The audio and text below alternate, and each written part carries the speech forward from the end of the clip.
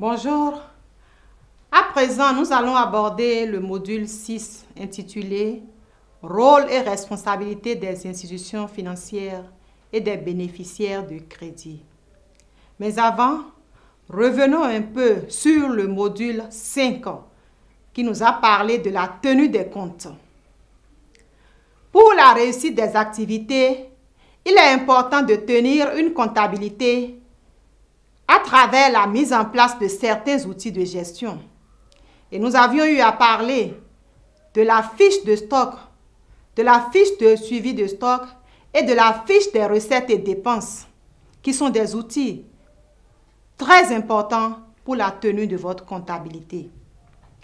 La tenue des comptes vous permet de comprendre votre situation financière afin de pouvoir prendre les bonnes décisions et de repérer les zones problématiques qui pourraient interférer avec votre demande de crédit. La tenue des comptes permet notamment d'avoir une idée claire sur l'évolution de vos stocks, de vos recettes, de vos dépenses et sur le niveau de rentabilité de vos différentes activités.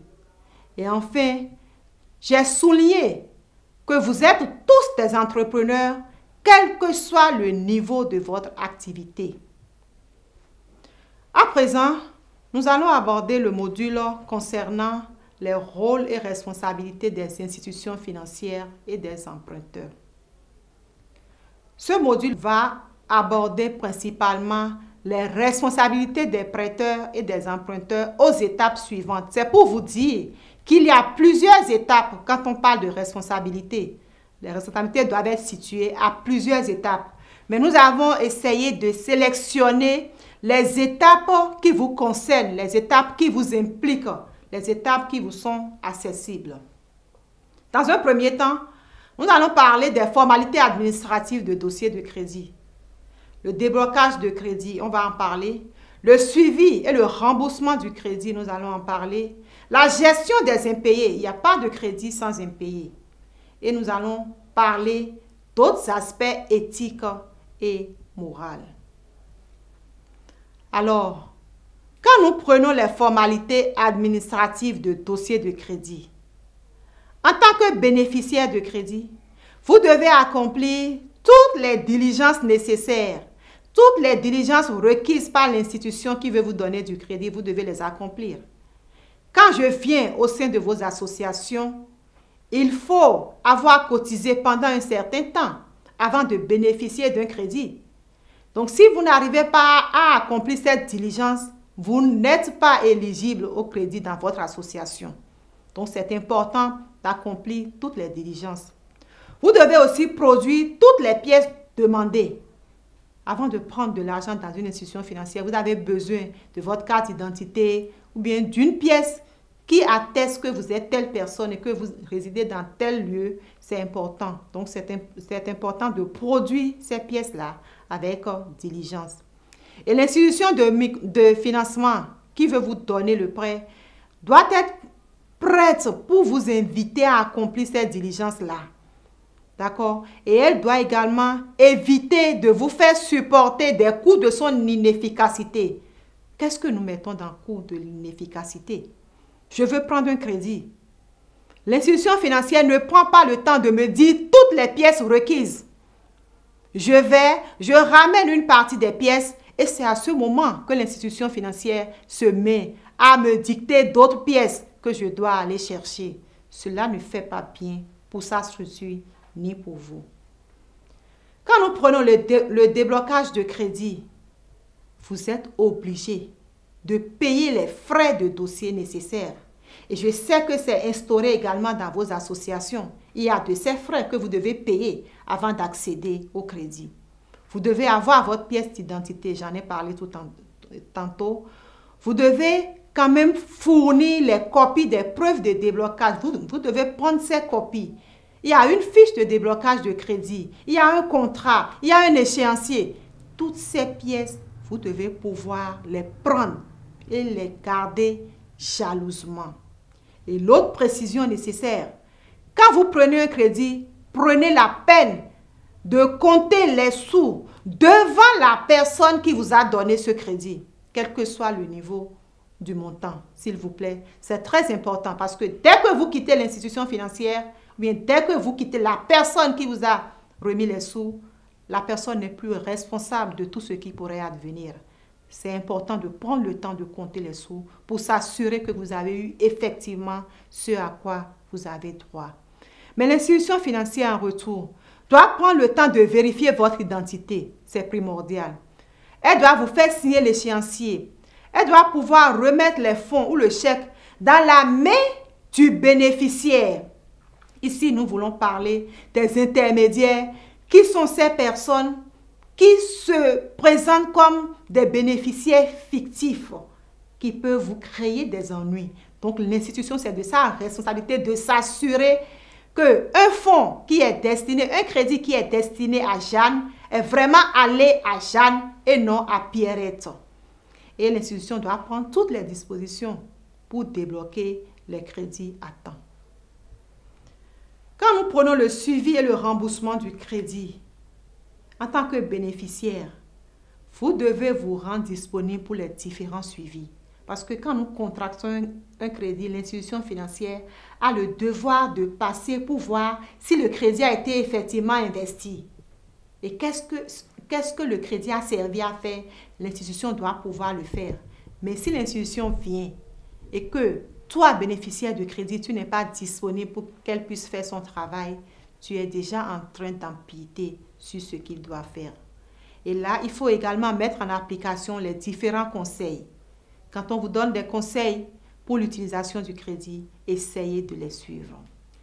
L'institution financière doit alors aussi tenir compte des réalités socio-culturelles de la localité et faire au besoin des visites stratégiques pour éviter d'exposer le bénéficiaire. Il y a la protection du bénéficiaire qui est un facteur très important.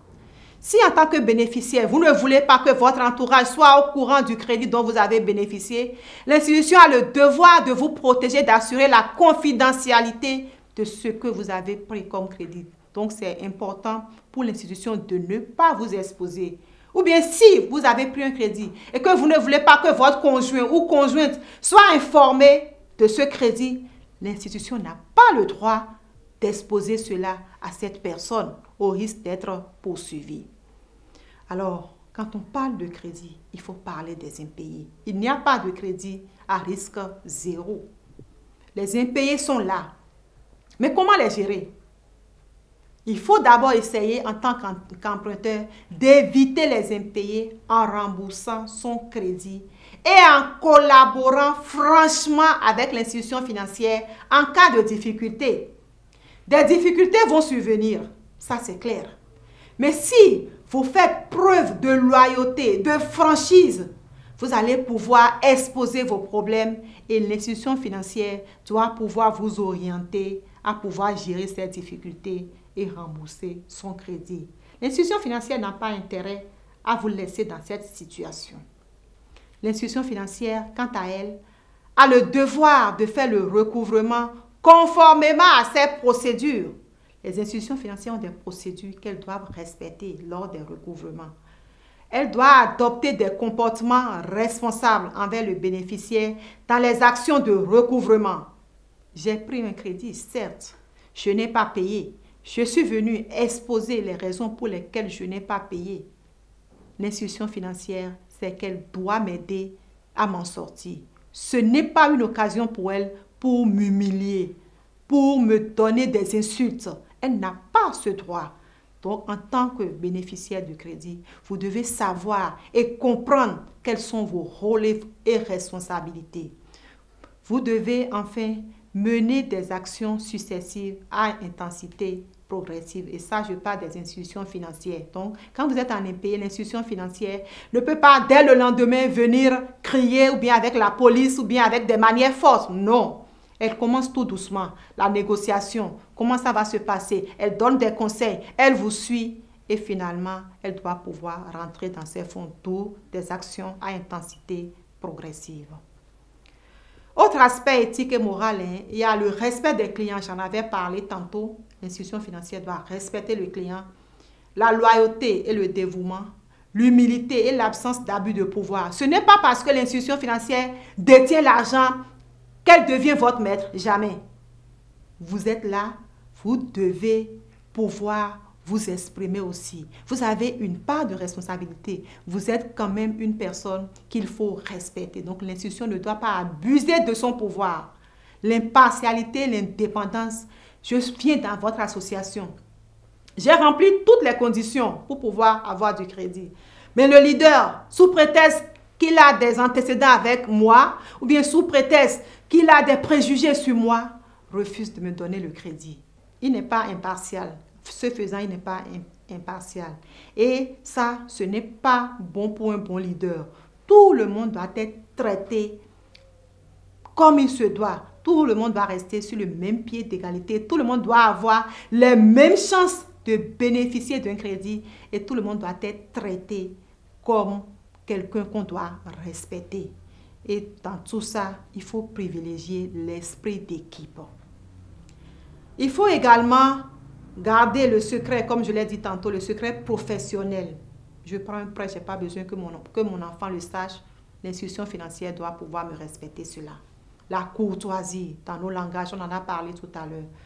Il faut parler de l'objectivité, de l'équité. J'en ai parlé également dans l'association. Donc, ce sont des choses qui reviennent. L'absence de discrimination. Ce n'est pas parce que je suis petit producteur ou bien petite transformatrice que je ne vaux rien. Jamais. J'ai ma part. On doit pouvoir me traiter comme il se doit. On doit éviter la discrimination au sein des associations. Tout le monde a les mêmes droits et devoirs. Alors, qu'est-ce qu'il faut éviter en tant qu'institution financière et en tant que bénéficiaire? Il faut éviter de négliger le client qui se présente devant vous. Il faut éviter de lui manquer d'intérêt ou bien de manquer d'intérêt pour son activité. Il n'y a pas de petite activité. Toute activité qui génère des revenus est la bienvenue pour pouvoir prendre un financement, surtout si la personne remplit les conditions. L'institution financière doit éviter la complaisance, les conflits d'intérêts et surtout le harcèlement. Alors, les dénigrements, j'en avais aussi parlé. L'atteinte à votre réputation et à votre image, ce sont des choses qu'il faut éviter. Mais il vous revient de savoir que vous êtes des personnes protégées en tant que bénéficiaires. Un bénéficiaire de crédit n'est pas un vulnérable. Au contraire, l'institution de crédit a besoin de vous pour fonctionner. Et sans bénéficiaire, l'institution ne peut pas vivre. Il faut éviter la corruption. Parce que souvent, pour que les dossiers avancent, les bénéficiaires essayent de corrompre les institutions financières, les agents des institutions financières, de donner des pots de vin. Ce sont des comportements qu'il faut éviter. Voilà. Merci pour votre aimable attention. Ce sera tout pour ce module. On se donne rendez-vous très bientôt pour le prochain module intitulé « Autres services financiers ».